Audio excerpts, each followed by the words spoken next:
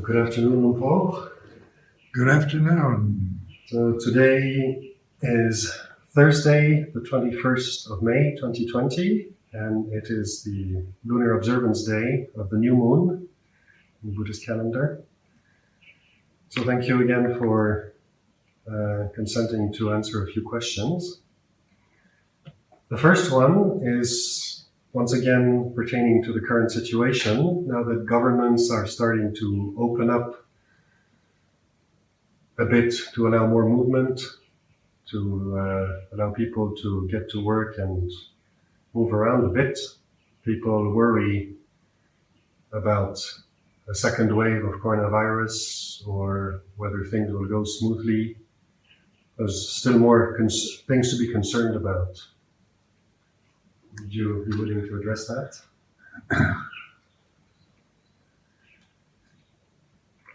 It's important to recognize that the future is what we don't know.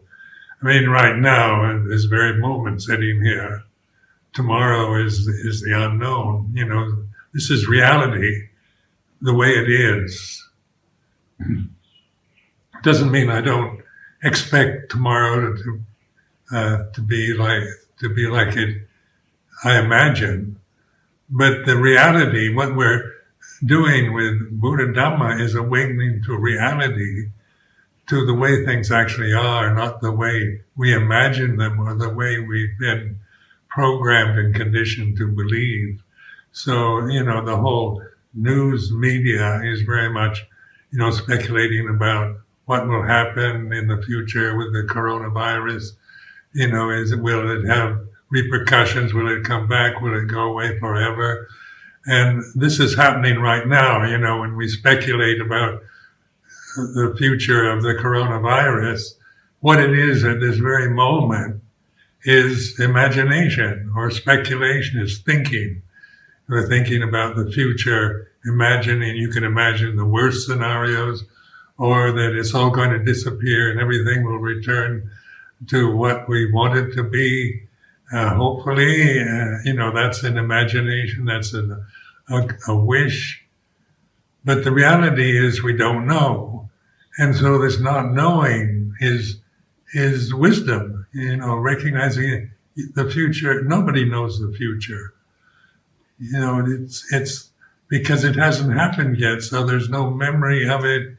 There's all we can manage is imagination, possibilities, positive or negative views about the future. So if you learn to trust your awareness, learning to trust this, and I emphasize this over and over again because it's the only thing we can trust in this realm that we're experiencing through this form, the physical body, the samsara vata, is the mental states, the emotions, the thoughts, the memories, the institutions, the governments, nationalism, fascism, whatever are conditions that we create in the present moment. And we have, we have memories of the past, or we have expectations or dreads about the future. And what is it that knows this? What is it that can know the reality of the here and now is awareness, mindfulness, or consciousness. And that's what we're experiencing here and now. It's not about being mindful or aware tomorrow or in the future. It's because awareness is right now. It's with us, whatever we're doing, whether how deluded we might be or how wise we might be. Awareness is our natural state. So learning to trust this, then you inform yourself with reality, with the way things are, rather than trying to find out, go to fortune tellers or psychics or the zodiacs or the different possibilities, predictions for the future. Because the reality of the future at this moment for every single human being on planet Earth is we don't know. It's infinite possibility, potential, probability, but it's uncertain. So this uncertainty, not knowing, is knowing the reality of this moment. And this is where liberation takes place.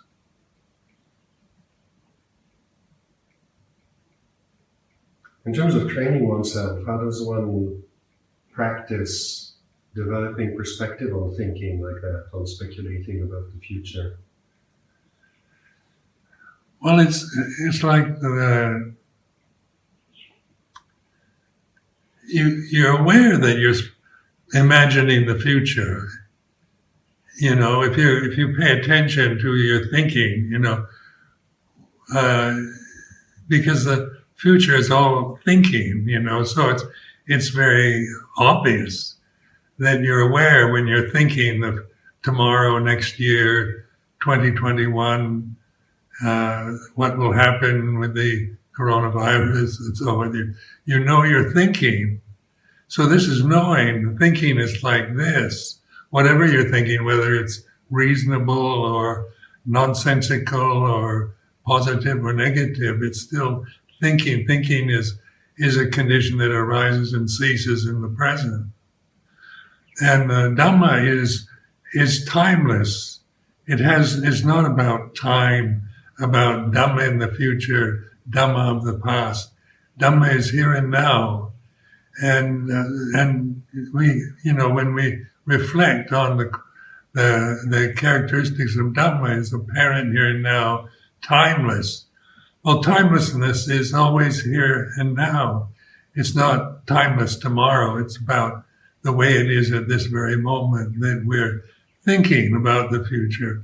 So this is where trusting your awareness of, you know, as you just not to criticize. I'm not saying you shouldn't think about the future, but to awaken to the reality of what is absolutely real and certain at this moment is that each one of us is experiencing consciousness.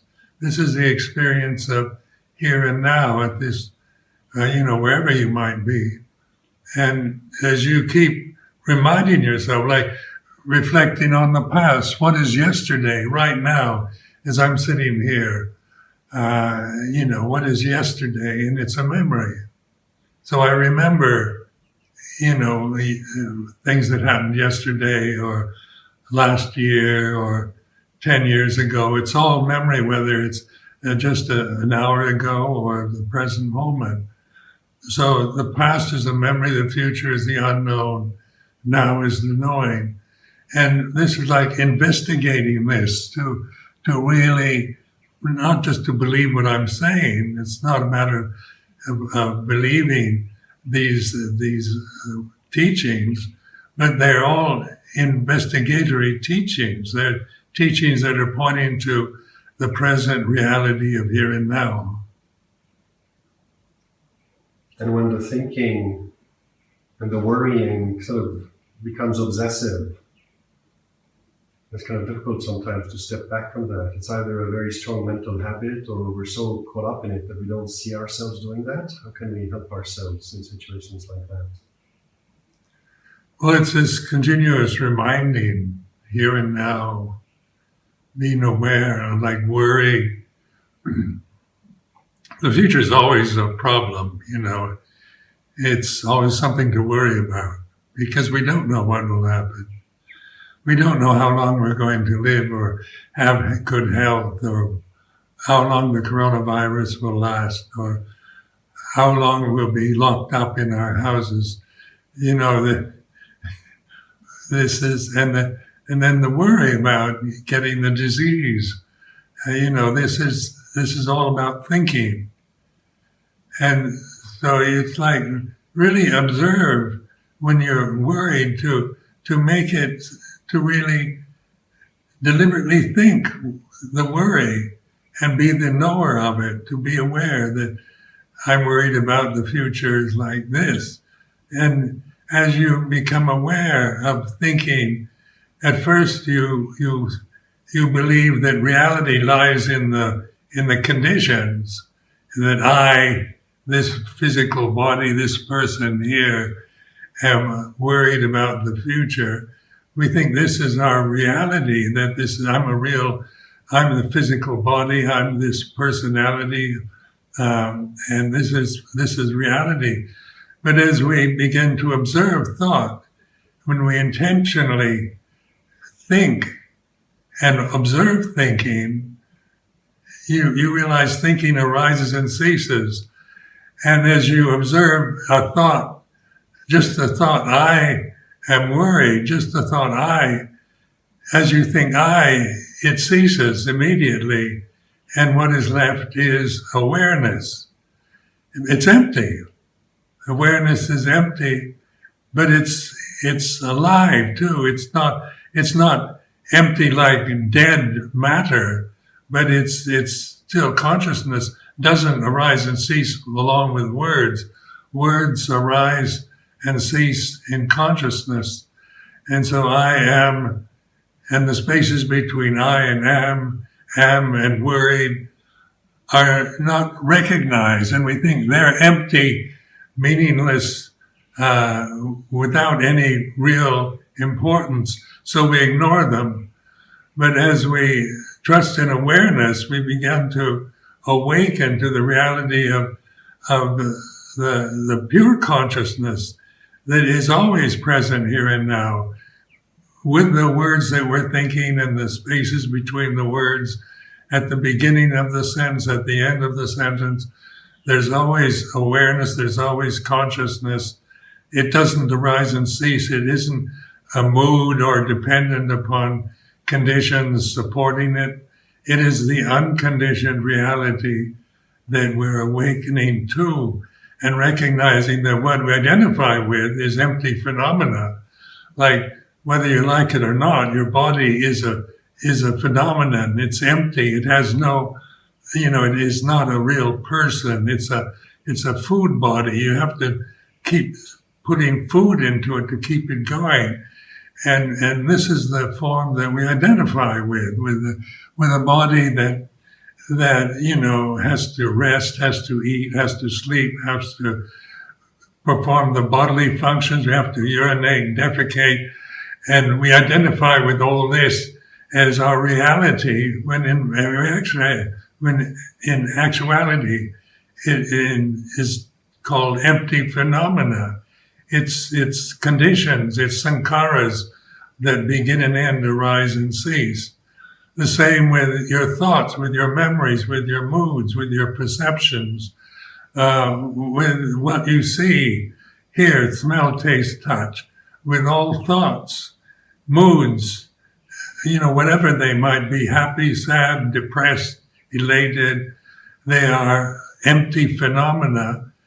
And that which is aware of emptiness, aware of the presence and absence of phenomena, is continuous. It has no beginning and end. So you begin to realize you're awakening to your true nature, which is the deathless reality of Dhamma, or pure consciousness that isn't dependent upon senses and the condition of those senses. So just to make this clear, in the exercise you're suggesting about thinking intentionally, is that to help ourselves notice thinking? Because usually there's a whole bunch of thinking that goes on unintentionally.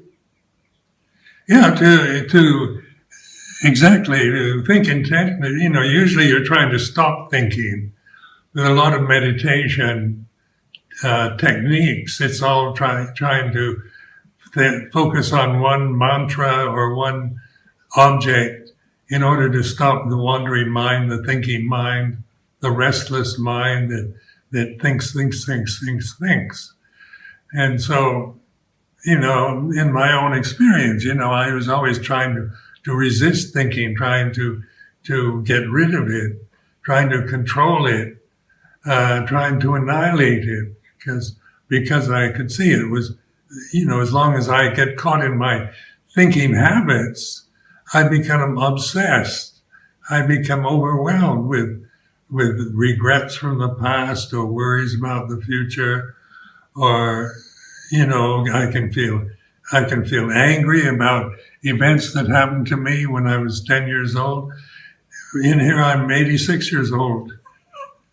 I can feel greedy and lustful just by thinking and imagining and fantasizing in the present moment. And so I have to believe in my thoughts, in my memories, in my perceptions. I have to believe they are real and that they're really mine. But when we intentionally think, then it's not, you don't have to think anything personal. For example, I would just take, I am a human being, something banal and ordinary, and that doesn't arouse any great emotion in me. And it's not controversial, it's conditioned perception of our reality. But the intention is to consciously observe and value the spaces between the words. And as you do that, you can play with it, you can, enjoy it just by intentionally thinking. When you're always resisting, trying to control thinking, trying to deny it, get rid of it, then it becomes more of a problem. You create karmic connections because what you're doing is vipavadana, the desire to control or get rid of and resist. And so it doesn't get you anywhere except oftentimes more confused. And then you hold to one thought like a mantra. It's a good exercise in a kind of mental exercise, but it's still, holding to a condition, a mantra or a perception that you're clinging to, concentrated on, absorbing into in the present moment, where intentional thinking isn't, about control, but observing. You take the position of Buddho, or the knowing, the Buddha, the name of the Buddha, not as a mantra to tranquilize consciousness, tranquilize awareness, but to recognize that just thinking itself is a habit. You're not born thinking. You learn how to think as you grow up. You're not born with memories and thoughts of the past or worries about the future. You acquire that thinking habit after you're born. But a newborn baby is fully operatively conscious that he is not created by someone else or by conditions, and he's not taught that as some kind of cultural identity. It's natural, it's dhammachat, it's dhamma, it's the reality of here and now. Consciousness is here and now. It's not something that happens when you're born, and when you die, you're no longer conscious. It's the consciousness is deathless. It's the deathless reality of here and now. And as we explore thinking, we begin to notice and value the spaces between the words before we even think, the spaces between each word, and the emptiness, the space that's after we think the word, I am human being, there's still consciousness. And your interest is in the awareness, conscious awareness, when you're not thinking. And so just trying to stop thinking doesn't work. But when you deliberately think, your intention is no longer interested in the content of the sentence, but in the space, the conscious that the sentence arises and ceases in. Thank you. There's another question regarding the formulation of the First Noble Truth. Someone was asking, did the Buddha say that life is suffering, or did he say that there is suffering in life? The Buddha just, in the First Noble Truth, his first sermon, he said there is suffering. He's just pointing to a reality, to something we all can relate to. It's not like a doctrinal belief, where you have to believe in, most religions emphasize you have to believe in God. And so, some people can believe in God, some people can't believe in God. But you can't prove God here and now as a kind of ordinary experience for most people. But you can be aware of suffering here and now. So you begin to, it's the wrong attitude that Buddha said everything is, that life is suffering. He said it's a statement about the way things are. There is suffering. So it's not about looking at suffering as an object of what we see, hear, smell, taste, touch. It's observing the feeling of worry about the future, or guilt or regret about the past. It's seeing the attachment to nostalgia, like wanting things to return to what we remember before the coronavirus. That's a memory now. And if we cling to that, wanting the present moment to return to a memory of the past, that's impossible, because the memory of the past is empty. It arises and ceases very quickly. Try to hold and perpetuate a memory of the past and see how permanent and trustworthy it is. Even the best memories or the worst memories arise and cease in the present. So, what was it? Pertaining to suffering. Suffering is it's something that you can observe. It's banal.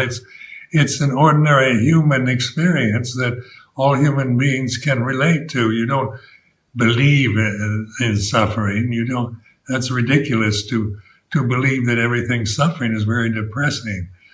But to recognize suffering, there is suffering. It should be understood. So the advice of the Buddha is to understand suffering, not to get rid of it or blame it on somebody else, or just get depressed by clinging to the perception of everything's miserable and suffering. But observing, turning inward, looking at the sense of fear or worry about the future, regret about the past, is like this.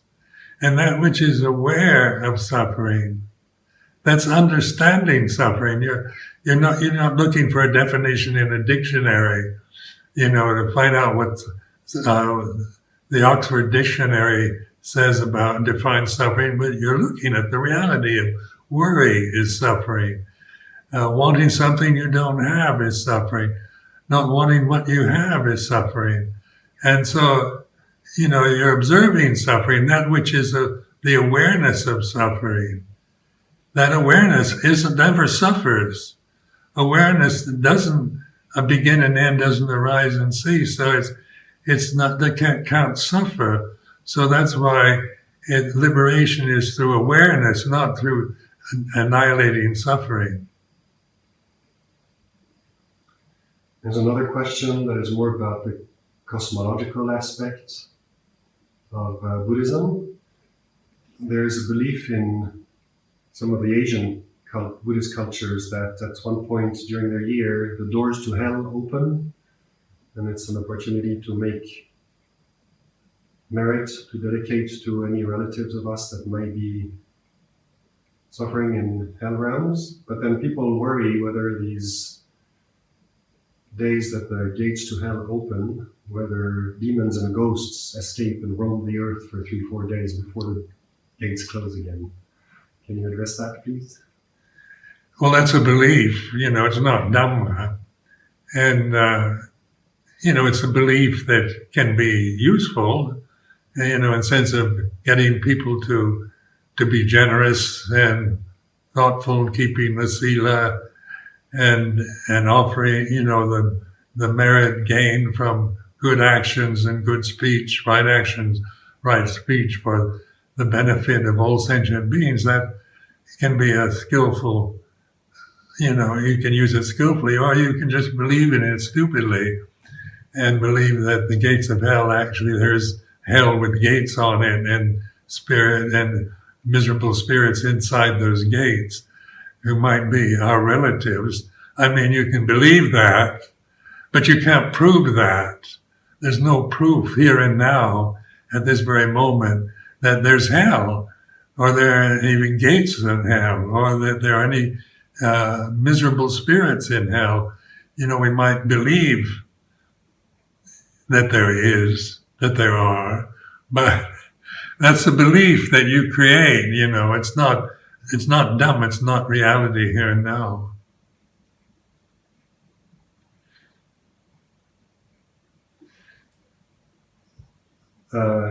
Another question was just about something you spoke about last time. You were talking about universal consciousness in contrast to identifying with the body and thinking that consciousness is in the body.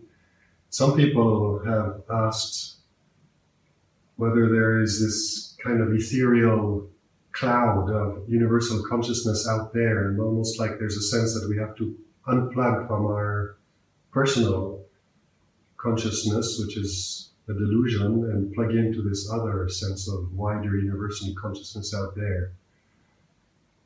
Could you help clear up that confusion, please? Well, like what we identify as personal consciousness is through what we see, hear, smell, taste, touch, and think. So our personal consciousness is very ephemeral, very untrustworthy. What we identify consciousness as being bound to the senses, which are themselves very impermanent. Like all of us who are aging, our vision is declining. We have to wear hearing aids in order to hear properly. Your senses are degenerating. So if consciousness depends on senses, then that's taking it personally. But that's not the way it really is, because consciousness is not personal. It's not like it's contained within my physical body. My consciousness that I am living with and experiencing is contained within the limited form of a food body that has to urinate and defecate every day. And where does it abide? Is it in the brain? And when people, have brain damage, their consciousness is damaged, or we can see it always in these very limited forms of consciousness as some kind of ethereal image of some kind of force around us out there in space, and it's unlimited. That's imagination, isn't it? You imagine it as an unlimited force and some kind of mystical experience that is in the universe. That's still imagery, that's still thinking. But what is consciousness here and now? This is awareness. You're aware of images you create, of beliefs you're conditioned with fear, with worry, with guilt, with regret, with anxiety, with a sense of self-view that it is depressing, it is suffering to see oneself always in such limited conditions as the body, the feelings we have, the senses that we experience, that are all untrustworthy. And, how can you make yourself feel permanently happy through an act of will? Or, how can you make yourself not worry just through trying to suppress it or resist it?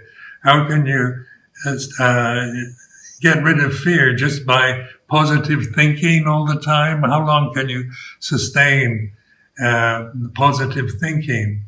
Or is it through awareness that that is consciousness itself. Is that consciousness is in scriptures, Pali scriptures, in the Pali Canon. They have, they make two references, and